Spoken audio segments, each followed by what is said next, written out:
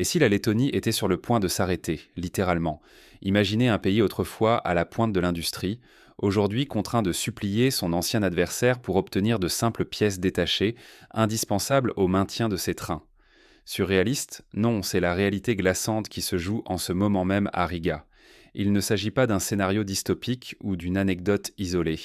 La Lettonie, jadis fleuron industriel reconnu dans toute l'Europe de l'Est, dépend désormais de Moscou pour éviter la paralysie totale de son chemin de fer national. Ce n'est pas uniquement une question technique. Ce drame ferroviaire incarne la douleur d'un pays entier, prisonnier d'une impasse géopolitique et industrielle. La situation est cruelle. Pour garder quelques trains en service, la Lettonie doit implorer la Russie de vendre des équipements essentiels. Avec, en toile de fond, la peur de perdre ce qu'il reste d'indépendance, de voir son orgueil national piétiné et d'entraîner l'effondrement de son réseau public, un service vital pour des milliers de citoyens. À la clé, la ruine sociale, le déclin démographique et l'humiliation sur la scène internationale. Comment une nation jadis maîtresse de ses rails a-t-elle basculé dans une telle dépendance? Pour saisir l'ampleur de cette crise, il faut remonter le fil de l'histoire industrielle lettonne. Retour dans les années 70 et 80, quand la Lettonie construisait les trains de l'Empire soviétique et dictait le rythme du progrès industriel à toute une région. La Lettonie des années 70, empire industriel méconnu de l'Europe. Peu de gens savent qu'à cette époque, la Lettonie n'était pas une simple province soviétique, mais un centre industriel vital, le cœur battant du progrès ferroviaire de tout l'Est européen. Au centre de ce miracle industriel trônait le RVR, le légendaire constructeur de trains de Riga. Unique sur tout le territoire soviétique, le RVR a produit plus de 21 000 wagons, environ 2 000 trains électriques et près de 88 000 tramways. Ces chiffres donnent le vertige. Chaque rame, chaque tramway portait la signature du savoir-faire lettonne. La Lettonie ne suivait pas la mode, elle l'imposait. Ses ingénieurs, techniciens et ouvriers dictaient enfin les standards ferroviaires à Moscou, mais aussi à Tbilissi, Kiev ou Vladivostok. L'industrie locale rayonnait bien au-delà de la Baltique. Mais tout a basculé avec l'indépendance. Par choix politique, les nouveaux dirigeants ont préféré tourner le dos à ce passé industriel, misant sur l'intégration à l'Union européenne et à l'OTAN. La désindustrialisation fut rapide, presque brutale. Le RVR, privé de ses débouchés orientaux, incapable de conquérir l'Ouest, s'est effondré. Les usines ont fermé, vendues à la découpe ou transformées en centres commerciaux et résidences. Le tissu industriel, patiemment construit sur plusieurs générations, a été démantelé en quelques années. Les compétences se sont envolées, les ouvriers qualifiés ont dû chercher fortune ailleurs. Ce choix radical n'a pas seulement coûté des emplois. Il a entraîné une fuite des cerveaux, une fragilisation profonde de l'économie et un appauvrissement dramatique du patrimoine industriel national. Ce qui était autrefois source de fierté est devenu un souvenir lointain, presque gênant. Mais la disparition de ce savoir-faire allait avoir des conséquences bien plus vastes, entraînant la Lettonie dans un engrenage technique et géopolitique dont on commence seulement à mesurer l'ampleur. Car l'abandon de l'industrie locale n'a pas seulement fragilisé l'économie, il a aussi piégé le pays dans une dépendance technique inattendue, qui allait bientôt se transformer en impasse stratégique. L'héritage industriel ne disparaît jamais vraiment, jusqu'à ce que tout soit coupé. Après l'effondrement de l'Union soviétique, la Lettonie a vu son industrie s'éteindre, mais sa dépendance envers la Russie, elle, a persisté.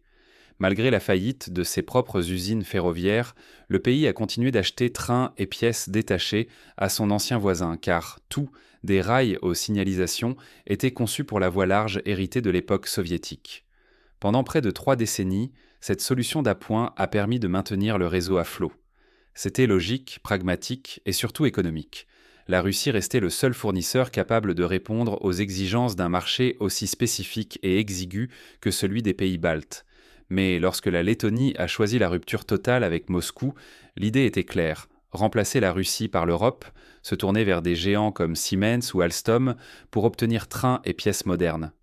Ce pari semblait rationnel au nom de l'indépendance politique et technologique, sur le papier. Or, il existe une réalité beaucoup plus brutale.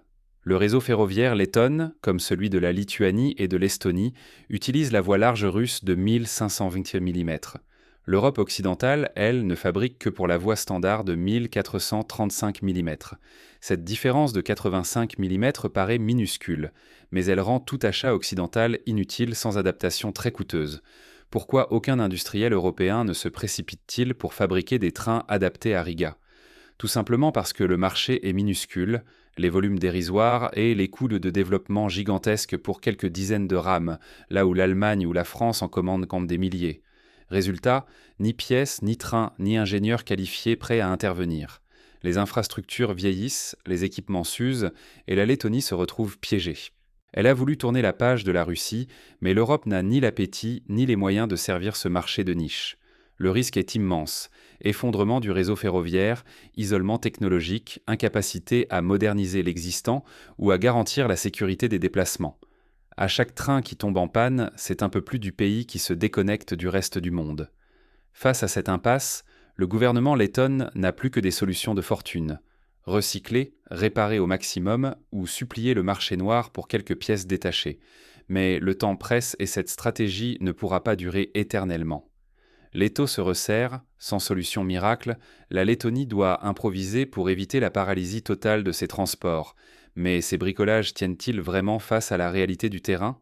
Quand l'ingénierie se transforme en simple survie, en Lettonie, le cannibalisme technique est désormais la règle. Les stocks de pièces détachées s'amenuisent chaque semaine jusqu'à disparaître. Pour maintenir quelques trains en circulation, l'unique solution reste de démonter, pièce par pièce, les rames clouées au dépôt. Chaque essieu, chaque porte, chaque circuit électronique arraché à un train condamné retarde l'arrêt complet du réseau. Mais ce bricolage n'est qu'un pansement sur une plaie béante. Les tentatives de s'approvisionner en pièces via des filières parallèles, à travers des importateurs tiers ou des sociétés écrans, se heurtent à un mur. La législation lettonne, renforcée par la surveillance européenne, bloque désormais tout trade avec la Russie. Pour les entreprises russes, la Lettonie n'a plus aucun intérêt commercial ni politique. Pire, livrer des wagons ou des équipements à une nation considérée comme hostile, c'est risquer la prison pour trahison. L'exportation de matériel roulant est passible de lourdes peines, et toute société tentée par le marché letton s'expose à la ruine judiciaire. Les alternatives européennes, elles, relèvent du mirage.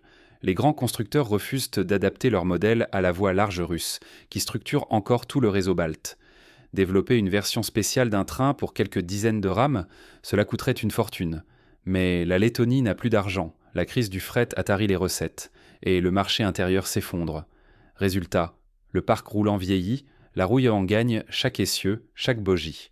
Les trains restants s'usent à grande vitesse, faute de maintenance correcte et de pièces neuves. Si rien ne change, l'arrêt pur et simple du service est inévitable. Des gares désertes, des travailleurs piégés, des régions entières coupées du reste du pays. La paralysie complète menace. Le risque, la perte totale de mobilité pour la population, la rupture des chaînes logistiques et une crise sociale qui s'aggrave jour après jour. Mais derrière la déchéance technique se cache une cause bien plus profonde, une crise industrielle et démographique ancrée dans des choix politiques irréversibles. Quand tout s'effondre, qui reste pour réparer? Voilà la question brûlante qui hante aujourd'hui les couloirs vides des gares baltes. La Lettonie, la Lituanie et l'Estonie faisaient jadis figure de carrefour entre l'Est et l'Ouest. Mais la rupture avec la Russie a bouleversé tout l'équilibre. Privés des revenus du transit russe, les chemins de fer baltes se retrouvent dans un gouffre financier. L'État, déjà exsangue, n'a plus les moyens de subventionner les trains qui sillonnaient autrefois la région. Face à ce trou budgétaire, l'Union européenne montre des signes évidents de lassitude. Financer indéfiniment les déficits baltes n'est plus une priorité. Même l'Allemagne, jadis moteur de la solidarité continentale, traverse sa propre récession et se ferme peu à peu. Mais le choc économique n'est que la partie émergée de l'iceberg. La population des pays baltes fond à vue d'œil. En une génération, elle pourrait diminuer de moitié. Les jeunes sans perspective fuirent massivement vers l'ouest. Ceux qui restent voient la société vieillir, les villages se vider et les écoles fermer les unes après les autres. Ce déclin démographique nourrit une compétition tragique entre les trois pays baltes. Qui sombrera le premier? Chacun surveille les courbes de population et les bilans migratoires dans une spirale anxiogène où l'espoir disparaît. Le modèle économique basé sur le rejet de la Russie s'avère un piège mortel. Sans marché oriental ni industrie nationale, dépendant des aides extérieures, tout l'édifice s'effrite. Les fondations mêmes de la souveraineté économique et sociale vacillent. Le risque n'est plus théorique. Extinction progressive de la nation, dépeuplement irréversible, perte de cohésion sociale. Quand il n'y aura plus assez d'usagers pour remplir un train, qui viendra encore réparer les rails? Quand la jeunesse abandonne le navire, Qui tiendra la barre? Finalement, l'affaire Wilson n'est qu'un révélateur. Derrière la faillite d'une entreprise se cache une crise bien plus large, qui ne fait que commencer. Peut-on sacrifier l'industrie pour des principes sans perdre son avenir? Cette question brûlante ne concerne pas seulement la Lettonie, mais résonne dans tous les pays confrontés à des choix difficiles entre identité, économie et géopolitique. L'histoire du rail lettonne, avec la chute spectaculaire de Wilson et la disparition d'un fleuron industriel, nous oblige à réfléchir à la manière dont des décisions politiques, prises au nom de l'indépendance ou de la morale, peuvent conduire à une impasse économique. L'abandon d'un savoir-faire, la fermeture d'usines autrefois motorisées par des milliers d'ingénieurs et d'ouvriers, n'a pas seulement vidé les gares, il a vidé les villes, dépeuplé une génération, condamné un pays à l'impuissance face aux aléas extérieurs. Aujourd'hui, la Lettonie, privée de sa base industrielle et coupée de ses anciens partenaires, se retrouve dans l'incapacité de moderniser son réseau ferroviaire sans aide étrangère. Or, ni l'Est ni l'Ouest ne semblent prêts à offrir une solution viable sans contrepartie lourde, laissant le pays dans une forme de dépendance technologique inédite. Cette situation éclaire un dilemme universel. Jusqu'où aller pour défendre une cause, si le prix à payer est la perte de souveraineté économique et le déclin social? Le risque en refusant de tirer les leçons de cette histoire est immense. D'autres pays, fascinés par le mirage d'un alignement idéologique ou par des promesses occidentales, pourraient être tentés de sacrifier leur tissu industriel, pensant y gagner la liberté ou la reconnaissance. Mais l'expérience lettonne montre que l'on peut perdre bien plus. Des emplois, des compétences, une jeunesse qui s'en va et la capacité de choisir son propre avenir. La vraie question à poser aujourd'hui est donc collective. Comment trouver l'équilibre entre valeurs, identité nationale et pragmatisme économique?